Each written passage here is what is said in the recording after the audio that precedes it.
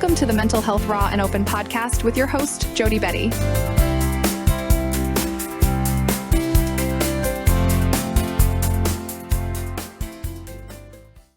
Hi, and welcome to the Mental Health Raw and Open podcast. I'm your host, Jody, and I hope all you beautiful people are having a wonderful day. I am joined today by my friend, my mentor, and a generally wonderful guy, Benny Voncken. Benny, welcome to the show. Hey Jody, welcome. Thank you for having me. It's great to be here, and I'm looking forward to this conversation. I know it's my pleasure to have you on, my first guest. Yeah, that's awesome. I'm honored. How's everything? Yeah, it's well.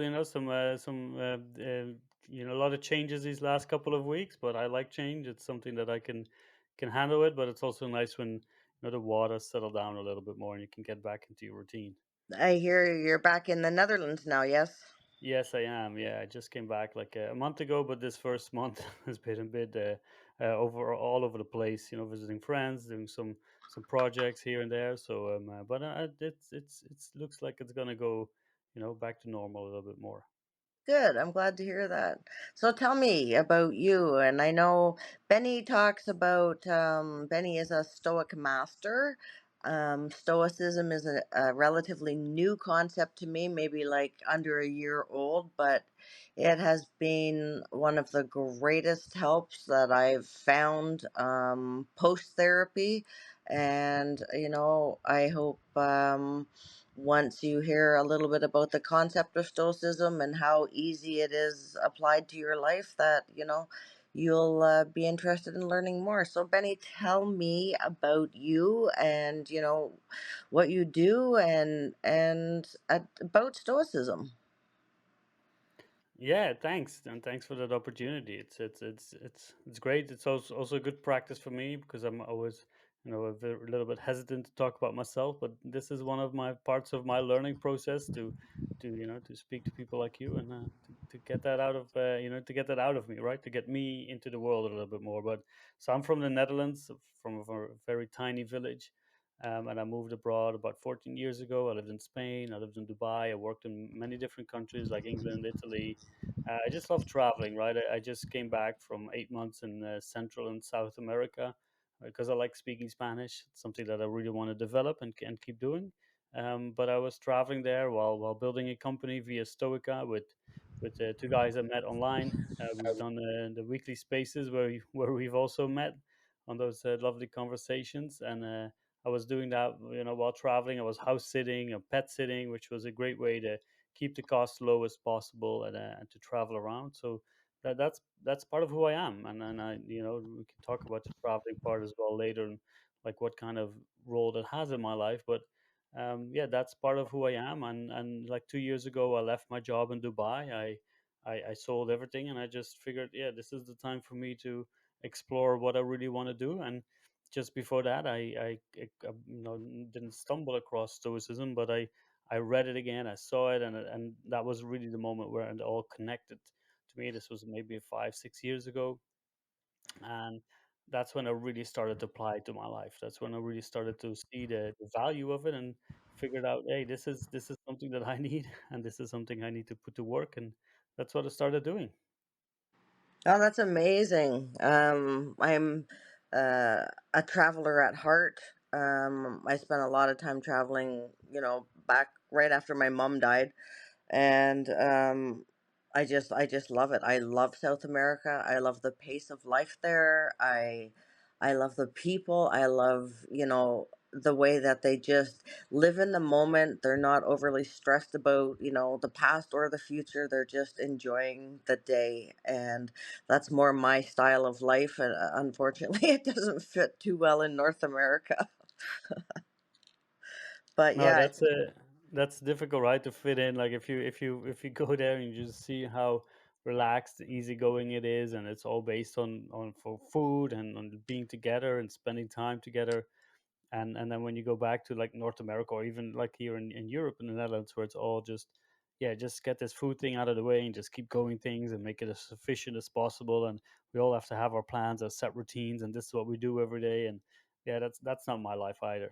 Yeah, yeah, it's just I don't know, it's so planned and so hurried. I think that's the problem in our countries is everything's a rush to get everything done and then get the next thing done. And in South America, it's like, if you get it done, you get it done today, and if you don't, well, look, there's always tomorrow. Exactly. There's always tomorrow if you don't get things done. And hey, let's have a nap. In the afternoon. That's something that I still do. Just take your time for Yeah, life. Just live it. yeah, absolutely. Um, did you have a particular country you enjoyed most down there? I really enjoyed Colombia, like Cartagena and Santa Marta, but I Mm. also liked Cuenca in Ecuador, which was really a nice place, and La Serena in Chile, which was a very nice beach town. And there was this one of the just like maybe 30, 40 minutes out from the coast. There was one of the darkest places in the world, and I got to see the stars and the moon and all that stuff. So that was pretty cool. I would Oh, definitely that's go back there once. really cool. That's really cool. Um, I love Colombia. I've been there a bunch of times. I made friends the first time I went down and then just kept going down afterwards, which really didn't look good on my passport when I came back to North America because I'd been to Colombia like 3 times in a short period of time. Needless to say, they went through all my luggage. Um, but yeah, it was beautiful down there, and the people are just so wonderful. And I think I'm like you, where like when I travel, I like to travel as a local, not as a tourist. Oh yeah, most definitely. And I think that's like when I do the house sitting, that really helps because you have the dogs and when you walk the dogs in the neighborhood, you already feel a little bit more at home, and the people around there as well around you, they look at you differently, right? You're walking dogs, and it's like, oh, this person lives here. So that is a really nice icebreaker, and it just adds a little bit more to the experience of not just I don't like visiting touristy stuff like I don't know. It just I don't know. I do like to see them once in a while if I'm there, but I'm not necessarily going out of my way to go to all of these places. Yes, that's what I'm like too. I was like, where's the local city bus into, the old city in Cartagena and get on that? And there's, people in there with their chickens or their goats or whatever else. And it was just like, now this is life. Yeah, that's the way to go. That's the spirit. And then you get and sometimes the people look at you a little bit funny. It's like, what are you doing here? Yes. But then they just like embrace you, and they're all just like eager to show you the way. Especially since I do speak some Spanish, it's nice because they can communicate with you, and they really want to take you on their under their wing and take you with them. So that's really nice. I didn't even know, honestly, that until, we started talking that it was an option to go around the world pet sitting. Like, if 20 years earlier I had known this, I would have been all over the world with other people's dogs and cats. Oh, it's lovely. Yeah, I didn't like I've been doing it for 2 years now, and it's been so nice. It has really brought me to some really lovely homes, met some lovely people, some lovely pets, and it really it helped me to because I'm building a company, and that always takes a lot of time before you really get some money coming in. So any Right. savings I can make, and especially on housing, that is going to be that makes all the difference, and Oh, that's why I've right. been able to do it really like on a low budget. That's awesome. So tell me about Via Stoica. That's the company you're building with Benny and Bryce. Yeah, yeah. So that's like that's part of the journey as well. Like as you mentioned about Stoicism, and when I started really getting into it, I felt like I had to write about it, and I think you can relate to that, right? With your blog and your writing that you do. So I had to get all these thoughts out. I was kind of figuring things out as I was getting along, and I started my blog, which was first the Stoic Padawan. Um, and then from that I started doing these spaces online, first with Bryce, and later we found a space with Brendan, so I started doing that, and that's where we really started to do things together. Then we started doing the podcast, which is it's now we just rebranded. We're going to rebrand it to the Via Stoica Podcast. Before it was Street Stoics. If people find us there or here, it's the same thing, but we're just kind of making it all, tying it all together. And so me and Bryce started with the podcast, and Brennan joined in, and we're really, really starting to, making this platform to help people and to share the knowledge of Stoicism and a philosophy, to just show people that there is a different way of looking at life, and to understand that your happiness and your path is largely choices that you have to make, and people have to take that responsibility. And we're here to help. We do coaching, we do trainings, workshops, all of these things to help people. That's our main goal. But yeah, we started working together, and I actually went to Brandon in Panama, where he and his wife where they live. I That was the on this like second leg of my trip, and last November that's where I started. I went there again in February, March, I'd say March, April, something like that. No, later. I think May, April, May. That's when I went there again. And yeah, we started working on the website. We said let's unite forces. I gave up the Stoic Padawan, and then we turned it into Via Stoica. We actually went to Costa Rica, me and Brendan, for like 4 or 5 days. We just booked the hotel, and we made a website. We started making all of these things, and that was pretty much the start of it. And now we're seeing how it's going to evolve. So yeah, that's a wonderful story. And people talk a lot of things about online, and people are bad people, and it's not a good place to meet other like-minded people. But that's not the experience that I've had. I've met so many great people like yourself, but with Bryce, we've had so many hours of conversations, just one on one. The same with Brendan, and obviously I went there and I spent some time with them in Panama. But there is a lot. If you just open yourself up, and if you give what you want to receive, then that's what you can get. And that's where Via Stoica came from. And yeah, well, let's see where it takes us. Oh, that's awesome. I'm proud of all of you. Um, and as an aside, I know you do coaching. I've experienced your coaching. You are a fantastic and wonderful coach. So anyone who needs coaching, reach out to Benny. I'll have all his links in the show notes after all this. But Thanks. yeah, I appreciate those kind words. It's as a coach, it's always it's always depending on the interaction with the person that you're speaking to, right? It's the same as I was teaching, and we've had a wonderful time. I really enjoyed our conversations, and and just any even outside of the coaching, it's always great to talk to you, Jody. yeah, it's always good to talk to you. I always learn something new, and I think we have a lot in common. And when I first heard of Stoicism, honestly, I don't even remember how I ended up in the room, the space on X or Twitter, whatever you want to call it. Um, but at first I was like, oh, stoicism, it sounds so like manly and stoic men, and like I was just like, wow, this is going to be like a testosterone overdose. And then I went in the room and I was like, oh my god, there's so many women here. And it was so like refreshing, and it's so interesting to me that however long ago, 5,000 years ago, that the basic people and important people were just struggling with the same things that are basic to human nature now still. And I found that fascinating, and I found their perspective shift is a huge thing in stoicism, and that has really helped me in my mental health personally. Oh yeah, the same for me, and it is wonderful to see, the diverse group of people that we've gathered in these spaces, right? And we host these spaces weekly on Tuesday, Thursday, and Saturday, and it's just great to see so many people come back, but also all the new people. And I remember we started out where it was a group of, this was 2.5 years ago, where we were maybe maximum 10 guys. Right at the beginning, it was just guys, and then slowly more and more women started to join and come back and share their stories. And that was eye-opening to me, right? I've been studying this in my little bubble at the beginning, and then you start to interact with people. And as you said, it was mostly men.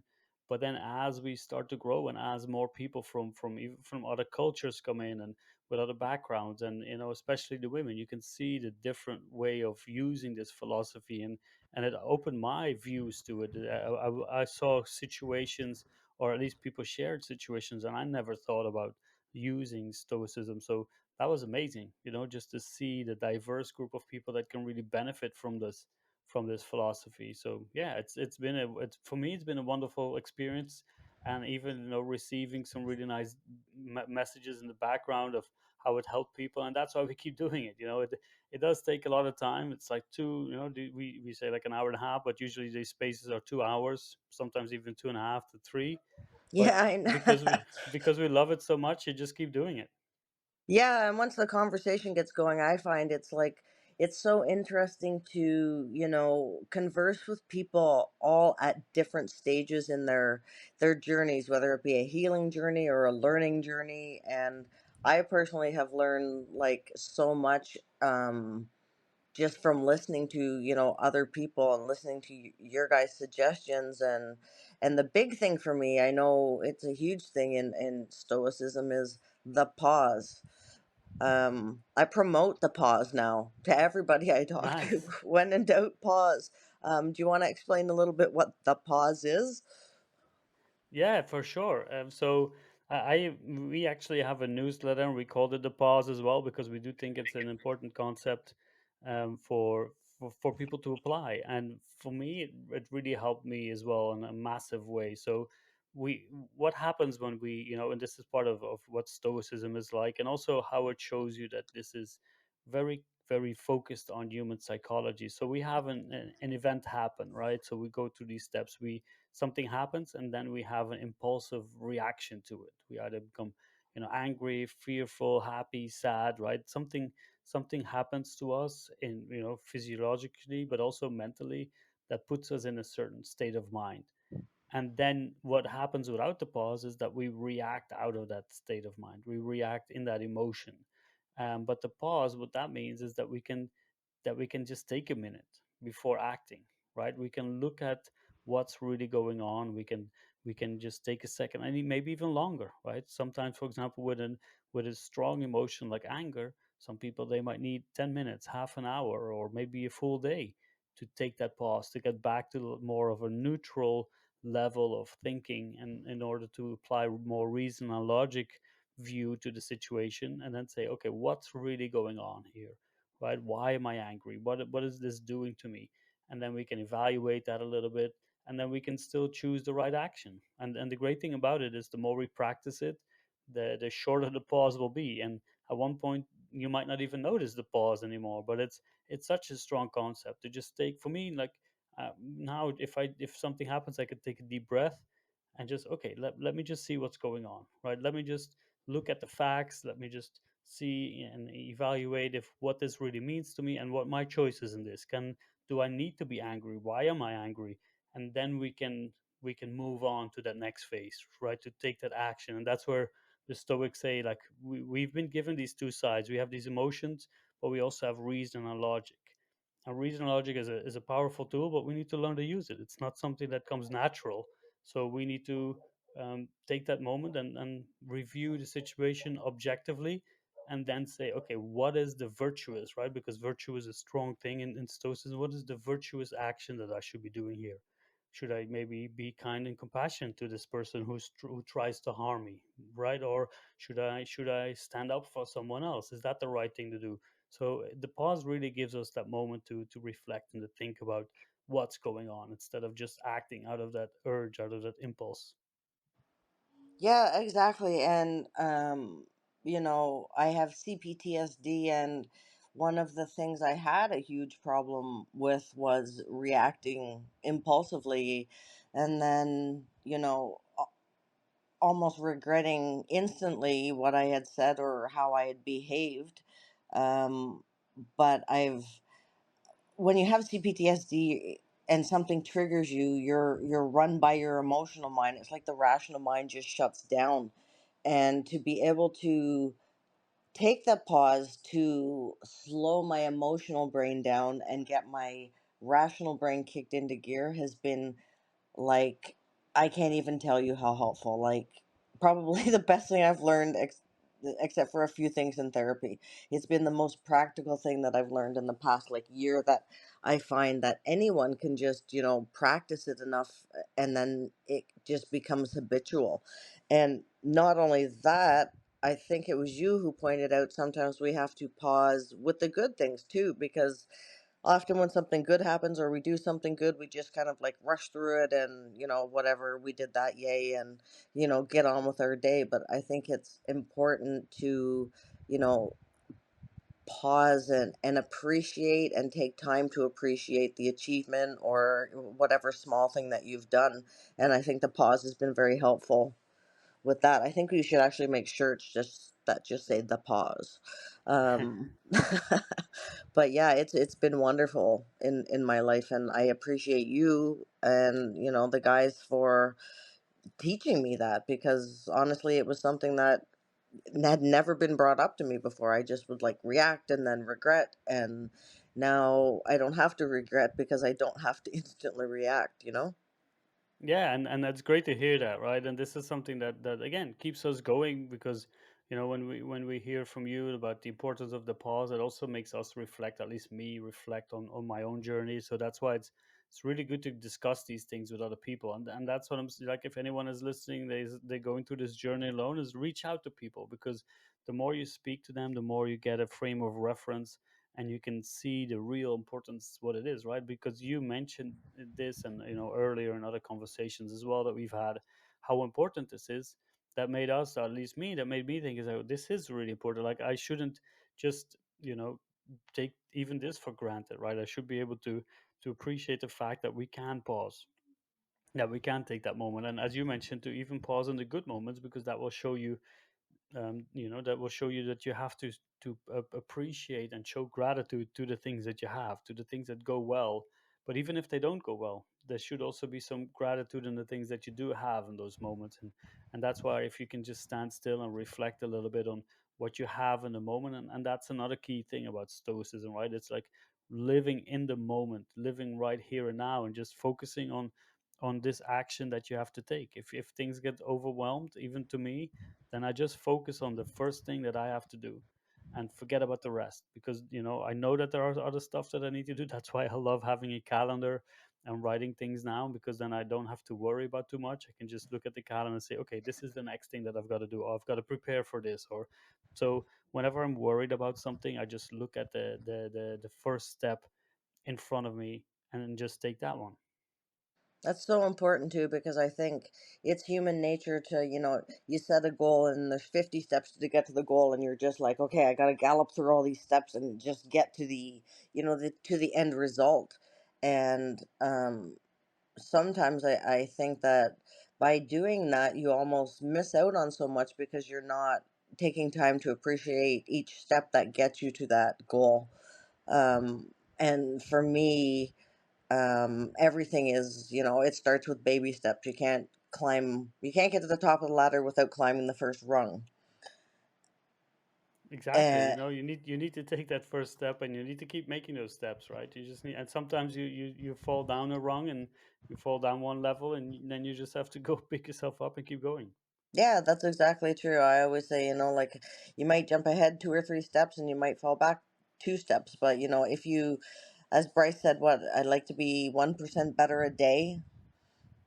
um, I think that's a huge accomplishment, if just to aim to be a better person for you, because when you're, more healed, and when you're a better person, you're better able to, help other people. And I think that's, your spaces and your coaching and the website and everything, are gaining popularity, because I don't think that really many people in this day and age knew about Stoicism. Yeah, we might have taken philosophy in college or whatever, but that was a lot of Aristotle this and Plato that, and to hear words from like Marcus Aurelius, and then have them like translated into like everyday modern English, and think like, how is that how is that guy struggling with what I'm struggling with 5,000 years ago? It's crazy to me. Yeah, and philosophy is often seen as this, this old white guys, or with beards, and Yeah, I do have. I'm yes. not old yet, but I do have a beard, and I am a white guy, but it helps everybody, right? But it seems like this far out there, right? And then if you read his stuff, if you read someone like Epictetus, he's just this dude sitting there and is like, yeah, this is what you want to do. Or you have this question, why didn't you think about this? Why don't you just take it down to the basics and the first principles, and look at what the right thing is that you should be doing?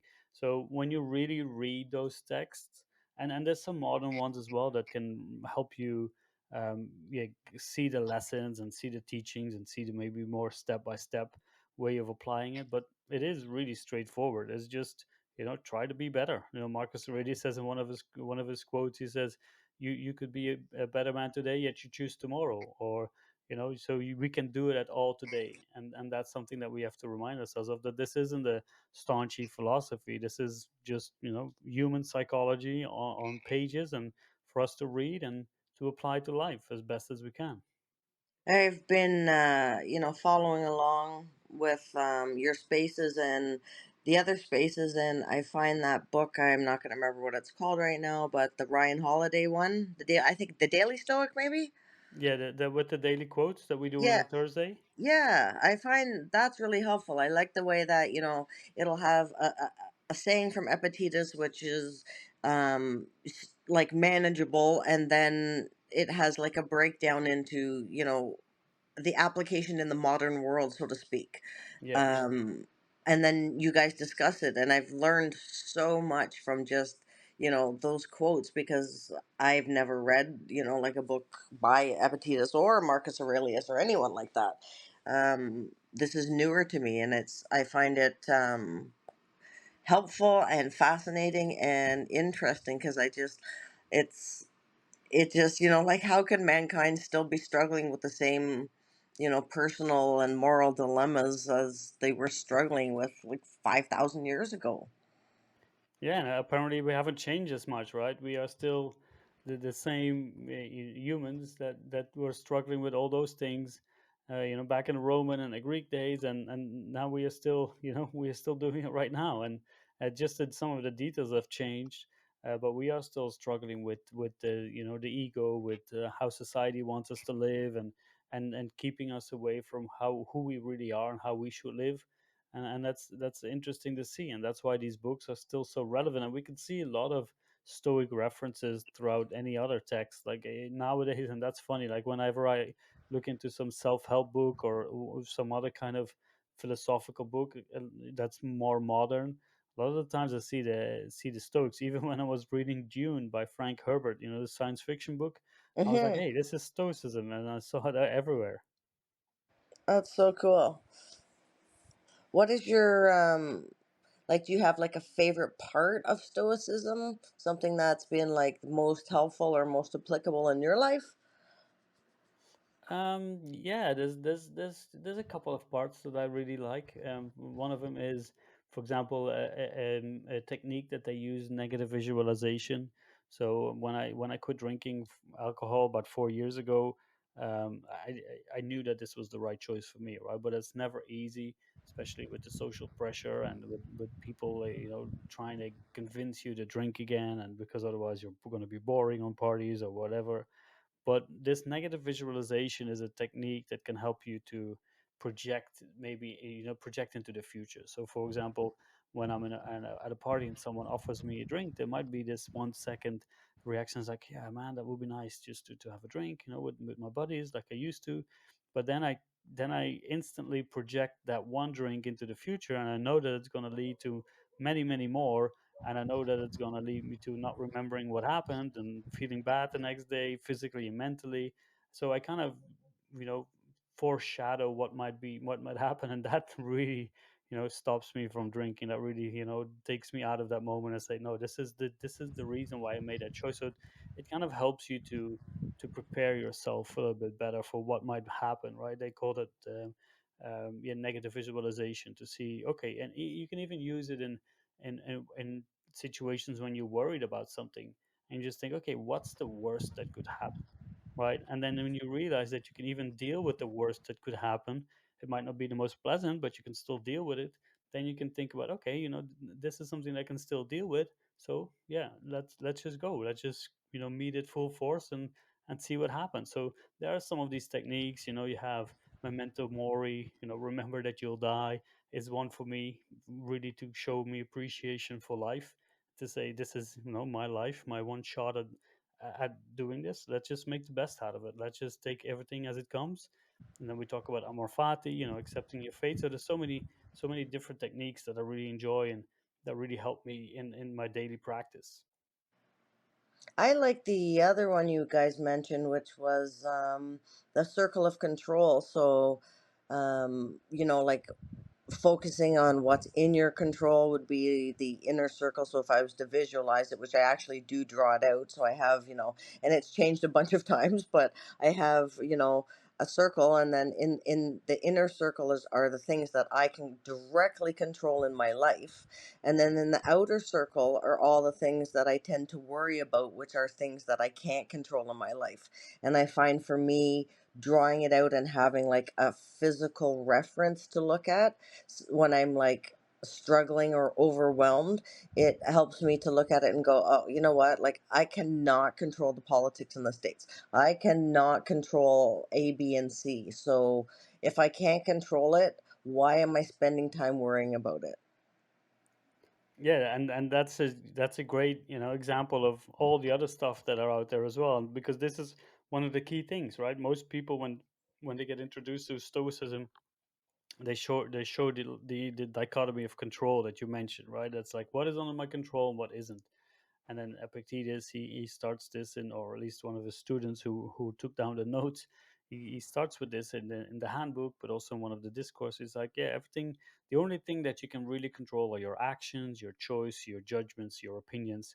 Everything that's within you. Everything else is outside. Even your body isn't under your control, right? We can try to be as healthy as possible, do exercises and all that stuff, but you can still fall ill, you can still get injured. All of that stuff is not within your control. And once you split those things apart, and I like how you do it with with the circles. I do that as well, but more now mentally after some practice, and I can visualize it as like, yeah, this isn't under my control. So what can I do about this? And then we can choose the right action. But also, how do I feel about this? So we have, for example, the preferred and differences, right? The Stoicism is derived from the Cynics. So about 2,500 years ago. This is when Diogenes, when Zeno of Citium, the founder of Stoicism, met some Cynic philosopher, and the Cynics, they were just like, virtue is the only good, and that's it, right? It's like, we live on the they lived on the streets with a cloak and with a little cup. And then Diogenes even saw a little boy drinking out of his hands, and he threw away his cup. He's like, wow, this little boy is even better than me, right? He doesn't need anything. So, and then Zeno is like, yeah, I get it, virtue is the only good, that's right. But I do prefer some things, right? I do prefer health over illness, or wealth over being poor, or so we have these preferred and differences. And this is where we have the dichotomy of control, right? It's all out of my control. Even those preferred and differences, they're not under my control. But if I can have them, if they're in my life right now, then let me use them, right? Let me make the best use out of it. And if they leave, then they leave, right? And I'll be able to let them go. So we make sure that we're not too attached to them, but we are able to use them once they're here, if we have them and if we gain them in the right way. So it is good to separate what's under your control. And once you realize that it's only your opinion and only your judgments and only your actions, that also give you a sense of responsibility for your life, right? It's like, okay, if I want to live the good life, then I've got to do it. No one else is going to do that for me. Why? Because they're not under my control and I'm not under their control. So it's all up to me.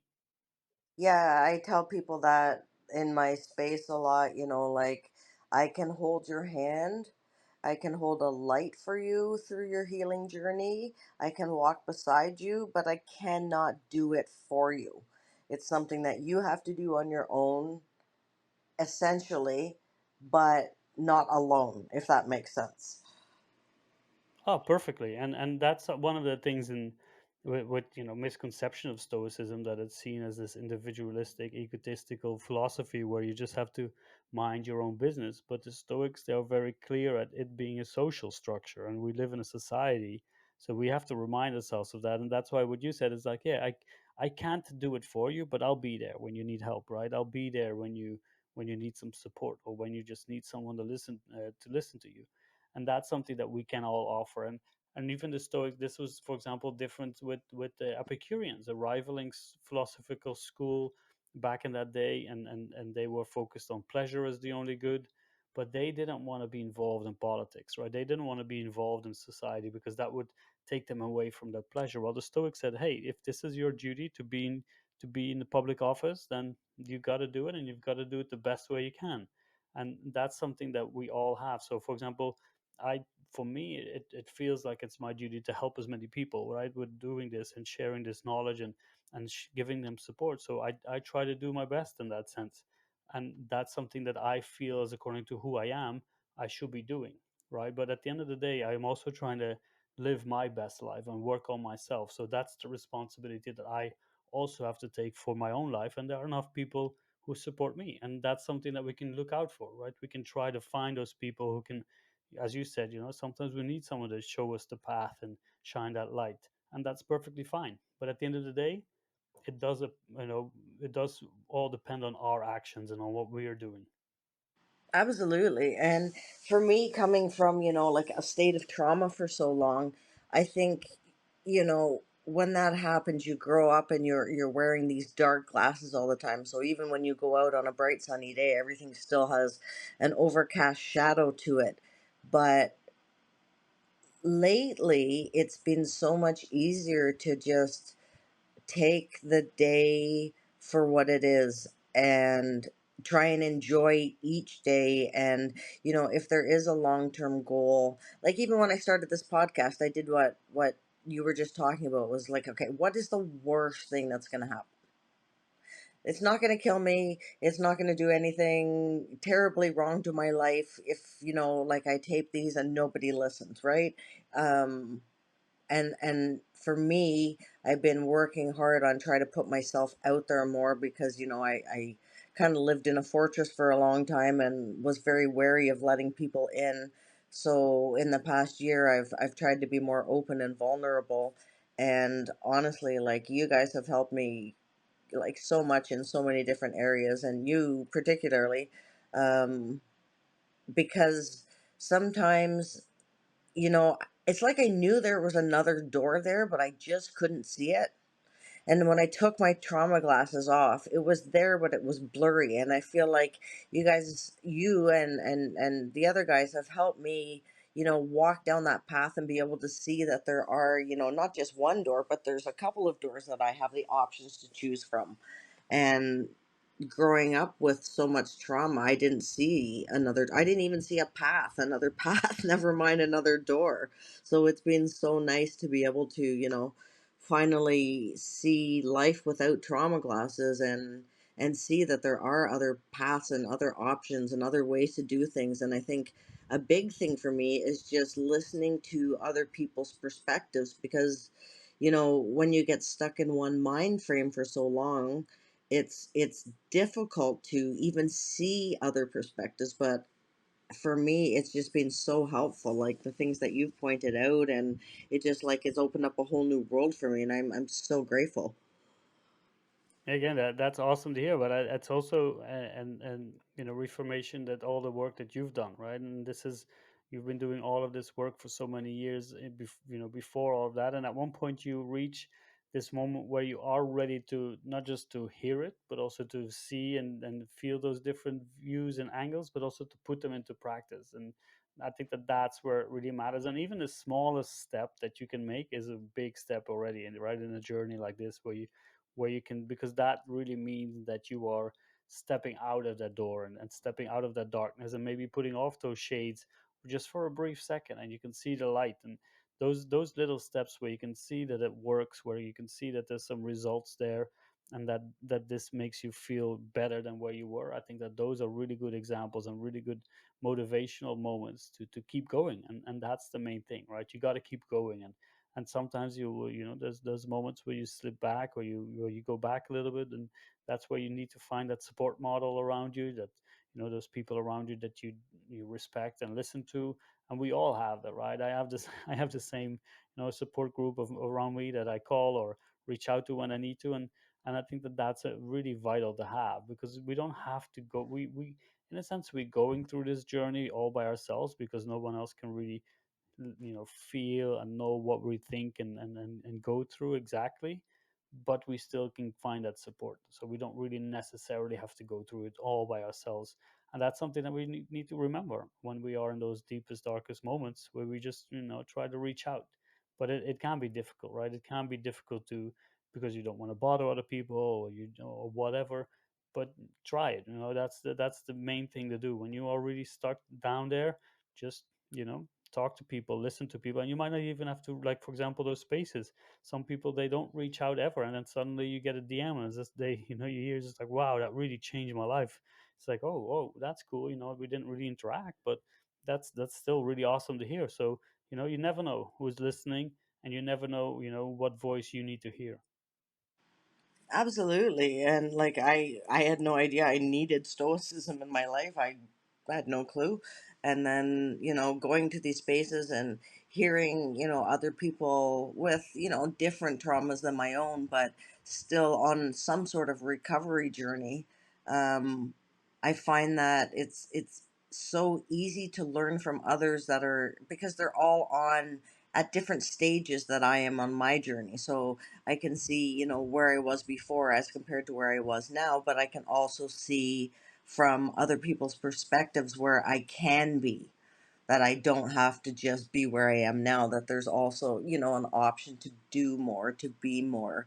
And like you, I needed to make my trauma means something. Like I had to turn it into something positive, or else it was just going to sink me. So for me, being able to, host my space and share the knowledge that I've learned about trauma has been, huge for me, just because the end goal for me is, just to help people.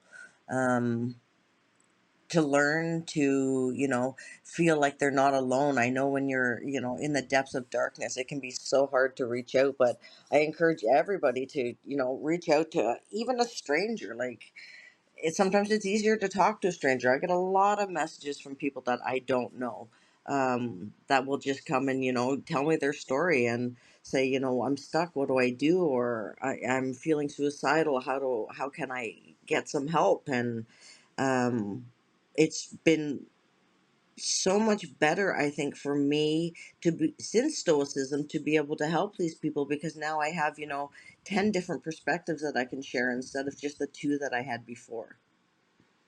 Yeah, and you've done such a great job, and giving your trauma and the things that you've gone through a meaning, right? A sense of purpose that you can use it for good to help other people, and that will also help you in that direction to keep growing, to be able to set that example for people, that because that's sometimes that we need. As you said, sometimes you just need to see someone else gone through something similar and made it to the other end, to know that there is something at the other side, to make sure that that's the to get that information. Because otherwise, what are we going to do if we don't see that light of the end of the tunnel, to see that it's a possibility?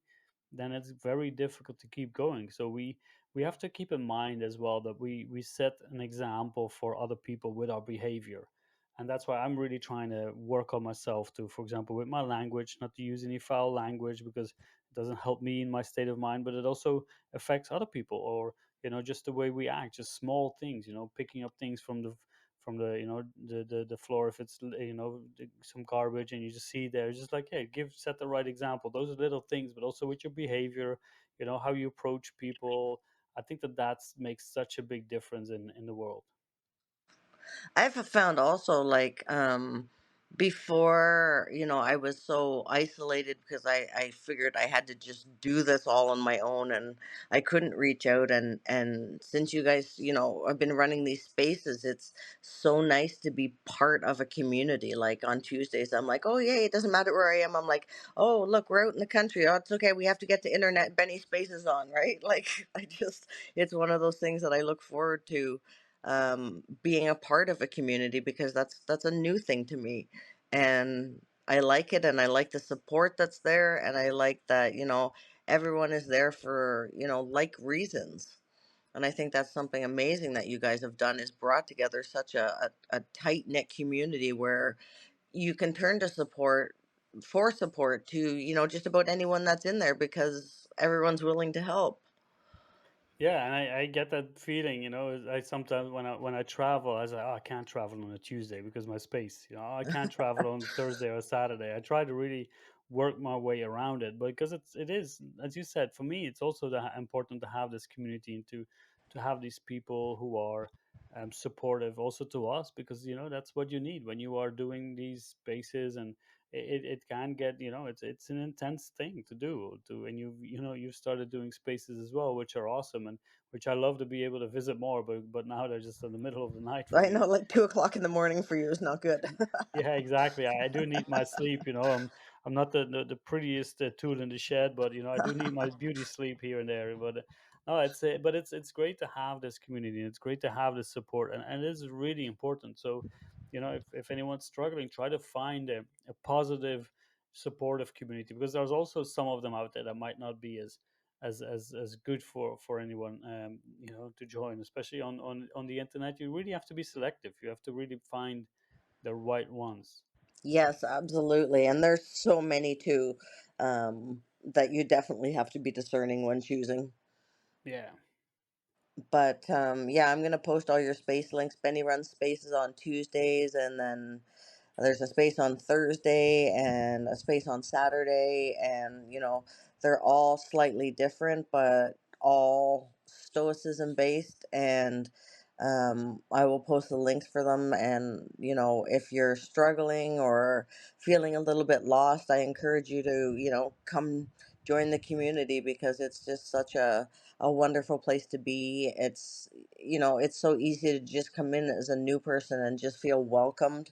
um, and also the freedom of being able to come up to the mic and share, or just listen. You don't necessarily have to talk, but just sometimes by listening is when I've learned the most. Oh, definitely. As I said, we have so many people who just listen and join the spaces like that, or the conversations, and then they reach out and it's like, wow, that was great, and I was like, oh, awesome. And again, if anyone wants to reach out to me, directly, you can find me on X and reach out, or you just send me a DM, and I'm usually quite quick to respond. So, well, sometimes depends on the situation, but yeah, I'm definitely here for people who need help the same way you do, right? And I think that's the great job that you do as well on those spaces, but also with your blog, and with replying to those people who really need it in those dire moments. That's really awesome. You're a wonderful writer too. Benny does a lot of poetry, and it's really nice. Like, it's really good. I enjoy every time I see one of your writings up there. I'm like, yeah, it hits home. Nice, thanks. Yeah, I kind of took a little pause here for the last few weeks, but I'm going to get back to it as I get my feedback, on the ground, and I'll get back to it on a daily basis. But yeah, I love it. I enjoy the creative writing, but also the exploration of my thoughts, and just seeing where it takes me, and I like that part of it. It's nice that you share it too, because like a lot of people, journal to get things out or whatever, just to keep it private. And yours are, such deep and poignant thoughts, but they're put so wonderfully that everyone, I believe, can like understand what you're saying and get the main point out of it. So yeah, I I have to love I have your. to keep it I have to keep it easy and simple for myself, because sometimes get lost in my own thoughts. So I just like, okay, let's see what I said here, and just maybe make it a little bit easier just on myself as well. Yeah, absolutely. And I think you're very good at it, so keep Thanks. keep writing for sure. I definitely will. Yeah. And how's the coaching thing going? I noticed you changed your name. Yeah, so I changed my handle on X just to from the Stoic Padawan, just to take it, to make it a little bit more in focus with what we're doing, and in line with the mission. So my handle now is Benny underscore Via Stoica. I'm just a Stoic coach, because I think Stoic Padawan was great in its moment, and I really enjoyed that handle. I do still have the domain because I just like it. Hmm. It really spoke to me. It really said who I was, but I think it's now more, it's time to really show what we're doing, and to share the mission out a little bit more. So yeah, the coaching is going well. We do have some clients. We are still building it up, and we are still getting the name out there, which is tricky on the internet with so many out there, but we'll get it done, and because we believe in it, and that really helps you to get through and to make this happen. So yeah, I really enjoy it. I really like coaching, just helping people one on one directly in that sense. I really get a lot of purpose out of that. Yeah, it's so self-fulfilling and it's so wonderful just to be able to, leave someone after a conversation with, a new perspective or a new idea or a new path that they didn't see before to a different door. Yeah, definitely, and especially sometimes it's the thing that you didn't even think about that they found important. So that really taught me to leave my judgments and opinions out of the door and just focus on the person who I'm talking to, because it's not about Yes. me, and I don't know what someone needs, and they might not even know it. So if I project my opinions, my feelings on it, then it's just going to push them in a direction that they might not even need to go. So it really, and this is what I really enjoyed, to practice not putting my opinion or judgment on something, to just listen. And there's things that I don't always agree with, when I speak to people, but that's not my thing, right? I just need to make sure that what they're doing is really in line with who they are, and what they want to achieve in their life and what they want to do. So that's my task, to really help them discover themselves more. And I think you're very good at it. I think, there's a difference between listening and actively listening. I think many people listen to speak. Um, Not intentionally, but that's just the way, society and our mind is wired. We've always got so much going on in our mind that we're listening, but at the same time we're jumbling around on our head what's the next thing that we're going to say. And I think that what you do and what I try to do is active listening, which is basically shutting down, your own thoughts and your own judgments and opinions, and just hearing what someone truly hearing what someone has to say. And for me, feeling heard is one of the most like validating experiences that one can have, especially when, you come from trauma where you weren't heard for so many years, or, you weren't able to speak for so many years. And for me, with my life, everything, the domestic abuse and everything that was happening at home all had to be kept a secret. Everything was a secret. So I couldn't speak about too much. And then in 2016, when I had my quote breakdown, I decided, what, I'm done being silent. And that's when I started my blog, and I just started writing and putting all my life out there, good and bad. And I found that so freeing and so helpful, that my stories can help someone else feel not alone. Oh, and sometimes you don't even know who's listening to you, right? Especially with a blog or when you put stuff out there online. And I think that that's the beauty of it. But active listening, as you mentioned, is something that you need to learn. It's something that you need to, and that's why I like the one part of the coaching, is because it really requires you to stay in the conversation, right? You can't really dwell off too much. You really have to be there, listen to that person, and that also gives the other person the feeling that you're there for them, which you are, right? That's something that I really want to be. That's why I take notes, because taking notes is not specifically about what people said, but it's more as a tool for me to listen even better, because then you have to think about the words you're writing down and really what they said and the little nuances. So there's some tricks there that you can apply, but actively listening instead of waiting to speak again, I think that that's a massive difference. And more people were to apply that, and we could make more better and solid connections. And something I love about your coaching is, the wrap up email that you send afterwards, because sometimes you go through a session and then you're like, what did I say at the beginning again? And then you send an email and you're like, these are the main points that we discussed, and these are the quote solutions or suggestions that we came up with. And I find that really helpful for a couple of reasons, because it's validating to get that email, because it, to me, shows how much you've been listening.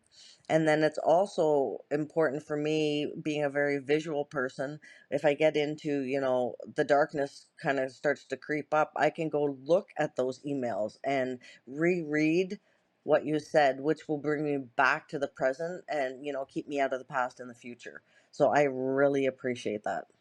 Thanks. That's awesome to know. And for me, it is also a way of, because I like this is what I've started doing. Even when I was teaching after a class, I would just walk out and just like go through some things that we discussed, just the main things that keep my, keep myself on.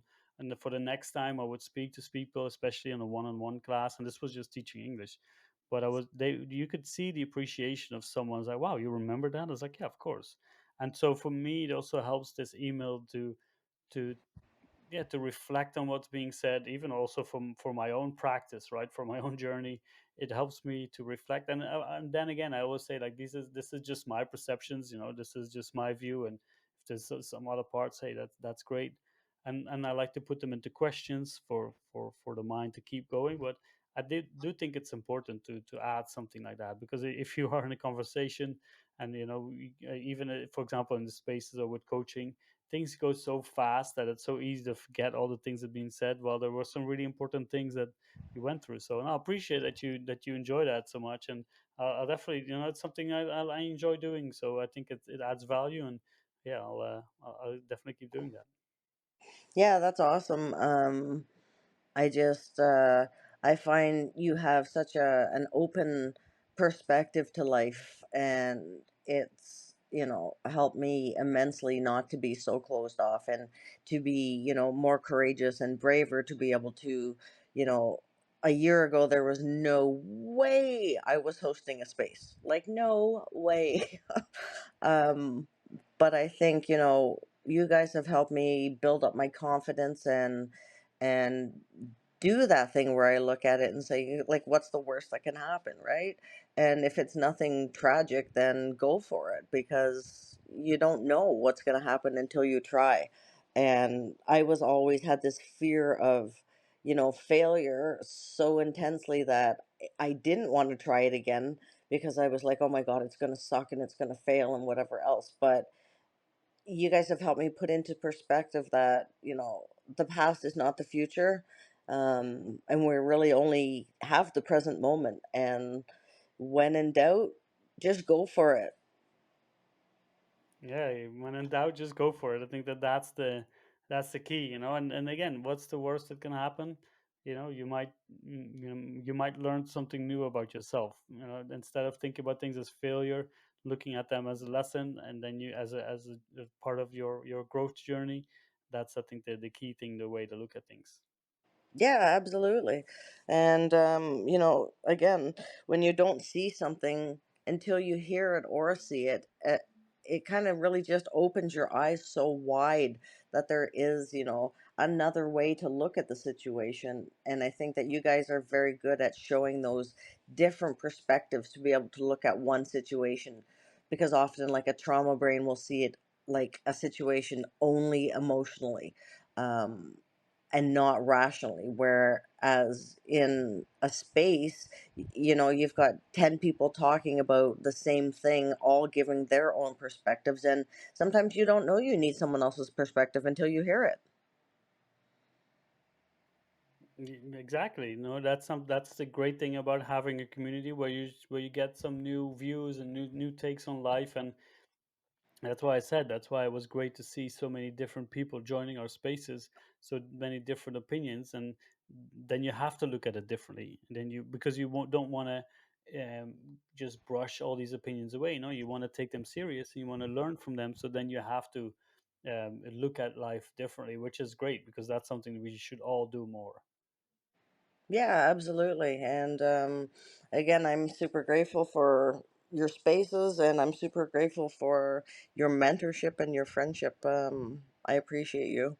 Yeah, same here. I appreciate our connection and the conversations that we've had, and all the interesting talks, and on the spaces, and also your support. It's been tremendous. So appreciate you for that. Yeah, no worries. It's my pleasure to be able to, just be a good friend, and support you in whatever way that I can. It's my pleasure to be able to do that. um I'm gonna wrap this up soon, but if you have anything to add, I will be having Benny back on, don't worry.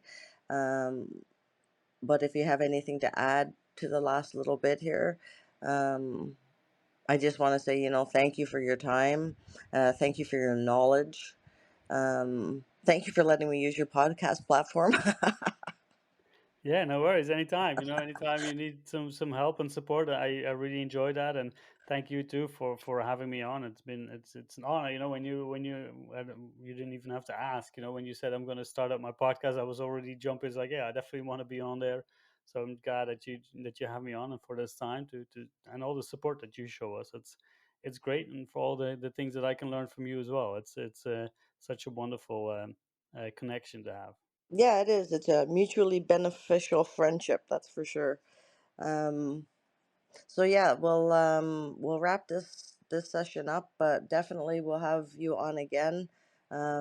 Maybe we'll just pick like a Stoic topic and just chit chat about that, and I think that would be interesting just to point out some more aspects of Stoicism that people might not be familiar with or understand. Oh, definitely. That sounds great. Okay. Thank you for your time, my friend. I hope you have a wonderful day. I don't know what the weather's doing in the Netherlands, but it's bloody hot in Canada again. It's hot here as well. It's like a nice little summer day, but then we have a couple of days of rain, so it's kind of on and off a little bit. But it's wonderful to be here. I'm with family, with family and friends, so it's always great. Yes, absolutely. It must be nice to be back home for a while and catch up with everybody. Definitely is. Definitely is. Awesome. Well, thank you for my time. Thank you for my time. Thank you for your time, my friend. I Yeah. appreciate you. Thank you for being a good friend, and thank you for being a good mentor.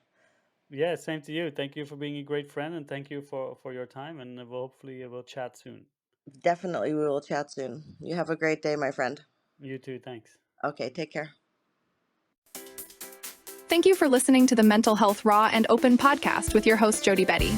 If you enjoyed today's show, please give it a like and don't forget to smash that subscribe button. And if you appreciate the work I do, why not buy me a coffee? Details in the show notes. Today's episode was recorded and edited by Dorian Kent and produced by Jody Betty and Dorian Kent. This has been a Raw and Open production.